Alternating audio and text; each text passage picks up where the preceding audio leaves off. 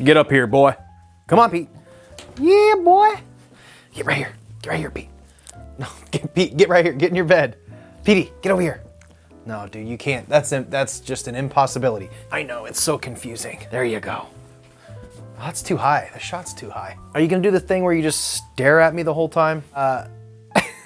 Well, what's going on, everybody? Welcome back. Justin here, as always. Thanks for stopping by and hanging out with me and Pete the Boston today to talk about everything that I watched in September. We have a bunch of good titles today. I guess Pete's done. He's not feeling it today. Okay. The people love you, Pete. You're leaving me high and dry. I feel like I complain about this every time I do one of these videos. I didn't watch enough. I feel like when I do these videos, I should at least have 10 to 15 movies, but I usually end up averaging about 7 to 9, and I just don't have time to watch as much as I do, and it's so frustrating. I wish I could just win Powerball or something so I didn't have to freaking work, but what are you gonna do? We gotta make a living, and it just is what it is. But I do have a lot of stuff here that we're gonna talk about. A lot of these movies I did review, and I'll link all those reviews down below. But we have a really mixed bag here. I have movies that I rated all the way from 5 stars all the way down to 1 star. So a good mix of stuff, a couple rewatches. For the most part, these are all newer titles. So if you wanna get my full thoughts on these movies, I'll dive into them a little bit on here. And if you wanna hear my full thoughts, please do watch my full reviews. I will link all those down below. But let's go ahead and kick it off with the first movie I watched of the month, and that was Barbarian. I gave this bad boy 4 stars. I loved it. I thought this movie was amazing. It's about a girl who shows up at this Airbnb, and it happens to be double booked. Bill Skarsgård's character is already there. This girl shows up to set up at her Airbnb, and she finds out that it's been double booked, and the story just goes batshit crazy from there, and it's a little bit of a bait and switch. I'm not gonna spoil anything, but I had a blast with this one. Great debut film from Zach Klager from The Whitest Kids You Know. Knocked it out of the park. A huge promise for this guy as a director. Pete, you're being a little loud there, buddy. It's fantastic. He really has a grasp of cinematography, and he picked great crew as far as the lighting and the sound design, and the score is all fantastic. One thing that was pretty interesting, I think it was a new trailer. Just a few days ago, they dropped a trailer that just featured Justin Long. In the initial trailers for the movie, Justin Long wasn't featured at all. He kind of just pops up in the movie, and I thought that was really interesting because it's almost like a completely different, it seems like a completely different movie. I thought that was really cool, but don't sleep on Barbarian. I think it's still playing in the theaters, and it definitely deserves to be seen in a theater, so go see that one. It's awesome. Next up, Clerks 3. I gave this bad boy 3.5 stars. I did review this one in a spoiler review and a non-spoiler review. I think that's the first time I've ever done a spoiler and non-spoiler. This one's pretty much going to be for Kevin Smith fans only. I think that's pretty safe to say. I'm a huge Kevin Smith fan. I love all of them. Well, not everything he's done. I wasn't a huge fan of Yoga Hosers. I didn't love Reboot, but I loved Clerks 3. This mirrors, probably more than any movie he's ever done, it mirrors events that happen in his life, most importantly his heart attack. In Clerks 3, Randall has a heart attack, and he has this near-death experience and decides he wants to make a movie based on his life, which is essentially the first Clerks movie. So really creative, super meta. I loved it. I did chat with quite a few people in the comments under my reviews that didn't really care for the direction that they took for some of the characters, which is totally understandable. Kevin Smith took some big leaps with this one, but I loved it, and I recommend you seeing it. If you didn't love Reboot, which I didn't like either, I think you may like Clerks 3, but that's just my opinion, man. Next up, Pearl. And I actually went back in my diary all the way back to last year, and there hasn't been a single movie that I've rated 5 stars, and I gave Pearl 5 stars. Again, I did a full in-depth review of this. This is the prequel to Ty West's earlier movie this year, X.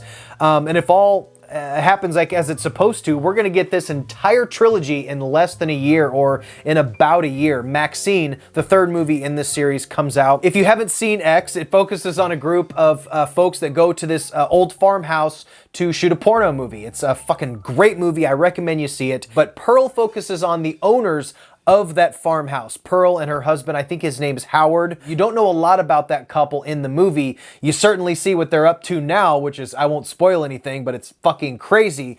But Pearl is the old lady that owns that farmhouse, and Pearl, the movie, focuses on her and her early life and all of the fucked up things she did as a kid, and it is gnarly. It's so beautifully shot. It's shot in the style of all those old MGM like Technicolor musicals like Wizard of Oz and all those type of movies. It's absolutely gorgeous to look at. The story isn't super complex or anything like that. It's not even super original, but the way the story is told is the important thing, and and it is, oh man, it is a gem. 5 stars. I cannot wait for the 3rd movie in this series. Maxine, we'll be able to see what Maxine, Mia Goth's character, is up to. Give this girl an Oscar. Jesus Christ, man. Her performance in Pearl is absolutely incredible. She has this, I don't know, probably 5 to 7 minute monologue that is just, it's just on par with any other Oscar-winning performance. It's just incredible. Wow, amazing movie. Don't sleep on Pearl. I could talk about that movie all day, but I won't. Next up was a rewatch. This is Good Will Hunting. This is a 4-star movie for me. My sister Rachel hadn't seen it, so we watched it and we had a great time watching it. I've seen it many times, but she hadn't. She loved it.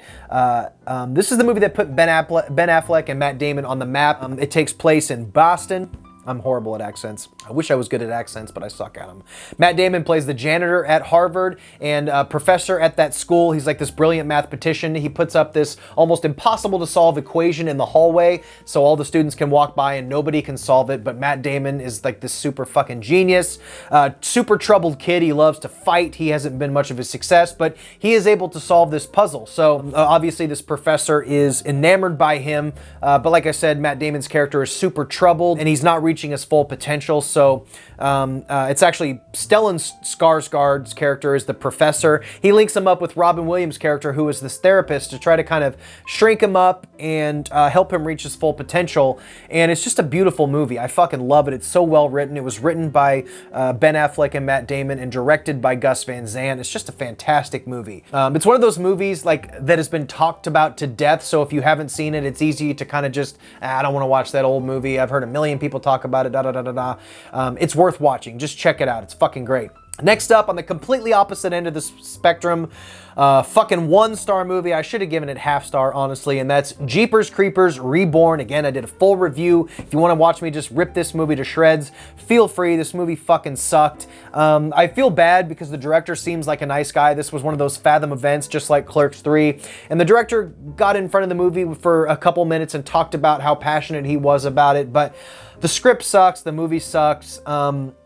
It's just really shitty that a studio would crap something like this out with such a big title that a lot of people really like. The first movie is pretty beloved, but Jeepers Creepers Reborn fucking sucks. If you can watch it for free, maybe. Don't waste your money renting it. It's just a piece of shit. Next up, Don't Worry Darling. This is a movie that I was very much looking forward to. One of the better trailers of the year. Don't Worry Darling had a fucking phenomenal trailer, but the movie didn't really work for me. Florence Pugh, as always, is amazing. Her performance in Don't Worry Darling is fantastic, but the movie doesn't really come together. It drags at a lot of times. It doesn't end up in a great place and doesn't tell a very original story. Harry Styles is okay in one of the lead roles, as is Captain Kirk. I can never remember his name, but it just didn't come together for me. Check out my full review if you want. I'm sorry to be pimping these reviews, but I'd like people to watch my full in-depth thoughts. I don't have enough time to get super into it, and I don't want to review the movie twice. I already did that. So I would recommend watching it if you're interested in it, because it's not a terrible movie. In fact, I talked to a lot of people who did enjoy it. It just didn't quite work for me. And what's crazy is I graded this one lower than I did the next movie on the list, which is The Munsters. I did a full in-depth review of this one that pretty much focused on, I did review the movie, obviously, but I focused more on the filmmaker, and I compared him to Kevin Smith in that regard, as filmmakers who are kind of outside of the major studio theatrical release realm and kind of just make movies for themselves now, and I have to respect that. So although I did give this movie 2.5 stars, it's not a fantastic movie, but I respect the hustle, I respect the passion that Rob Zombie put forth in this. It's a beautiful looking movie. Some of the cinematography and some of the shots and the scenes in this movie just look stunning, but ultimately the movie just isn't written that well. I wish Rob Zombie would have just got somebody to help him out with the script, because he had the opportunity to make this movie and it just didn't come together all the way for me. I know some people liked it. At the end of the day, it is a kids movie. It's rated PG. If you have kids, feel free to watch it with them.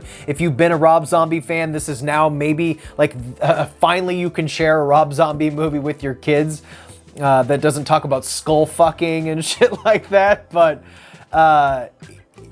it's worth a watch.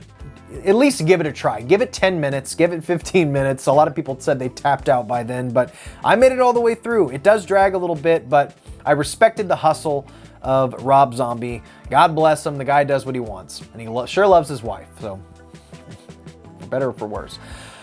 And finally, the last movie on the list, which again, I did do a full review on, but I'm going to dive into a little bit, is Smile.